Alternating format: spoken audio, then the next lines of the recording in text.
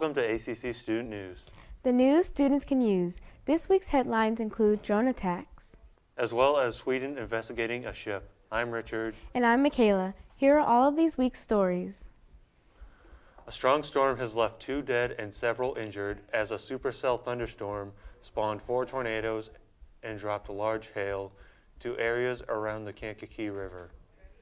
NIPSCO reported 12,000 power outages across its service territory, along with hundreds of reports of downed utility poles. An elderly couple, Ed and Arlene Kolowski, were found dead in their Lake Village home.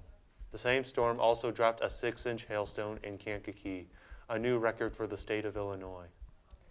People suffering from type 2 diabetes often can manage their blood sugar using glucose monitors. Freestyle Libre 3 Plus sensor is a top-rated monitor globally. The monitor had been giving false low readings, causing many to have spikes in their blood sugar without realizing.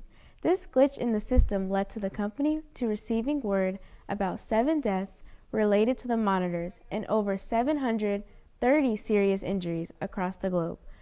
Due to the multiple injuries and deaths, the manufacturing company has recalled this monitor. This is not the first system glitch for the Freestyle Libre monitor, as back in 2024, they gave false high readings. The company has yet to give a message regarding the false highs and lows given by their product, except the announcement of the recall.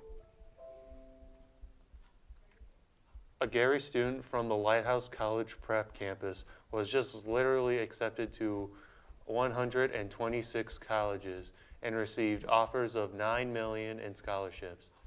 Senior Araceli Cuevas is going to be finishing her year strong. She has a 4.0 grade point average and is ranked 2nd in her class. Her teachers and counselors say that she is an example to many other students that come from their undeserved community. Cuevas said when applying for college, she focused on schools that accepted CommonApp.org and schools with no application fee. She also had to write about 30 essays and admits that it was worth it. She plans to study psychology at a school in the state of Indiana.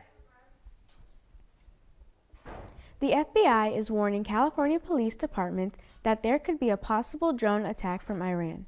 ABC News reported that the Iran could be retaliate for American attacks against the Islamic Republic. The information about Iran's surprise drone attack on the West Coast came before the U.S. and Israel launched their attacks on Iran.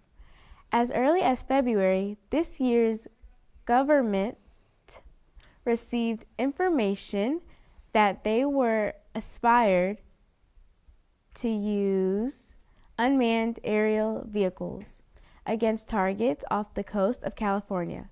The Los Angeles Sheriff's Department said that they will be maintaining an evaluated level of readiness.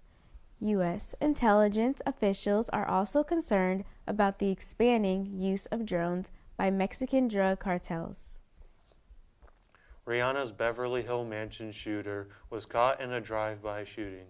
The suspect is 35-year-old Ivana Ortiz, who fired 15 shots at the pop stars with ASAP Rocky. The suspect was armed with an AR-15. She had intentions of wanting to try and shoot Rihanna. The police have now placed a $10.2 million bounty on Ivana, with there still not being a motive for her attack, except for her posts on Twitter about Rihanna, which have not helped give motive.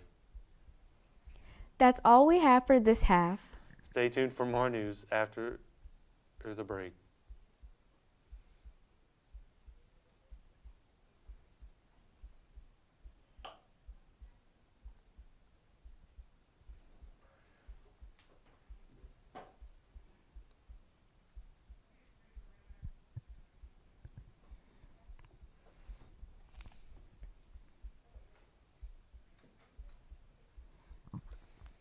Welcome back. I'm Richard.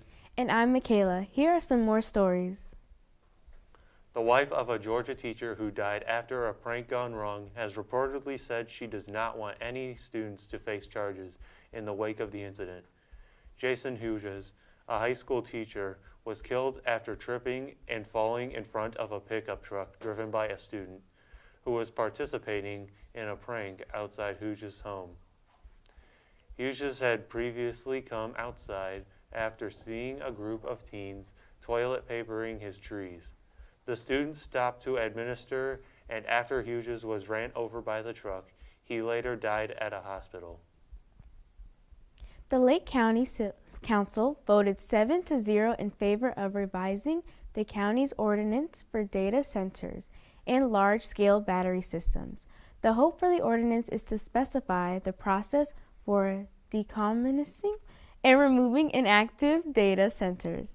According to the Times, this will require large companies such as data centers to submit a decommissioning plan along with any requests to construct a data center.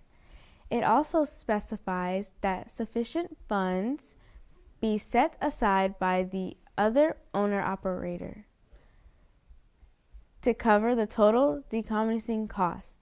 This comes after a proposal to place a $5 billion data center in Crown Point.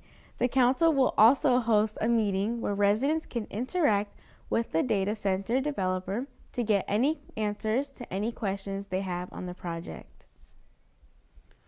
Iran has significantly escalated its military strikes against Dubai and regional shipping, targeting civilian infrastructure, financial hubs, and transport networks.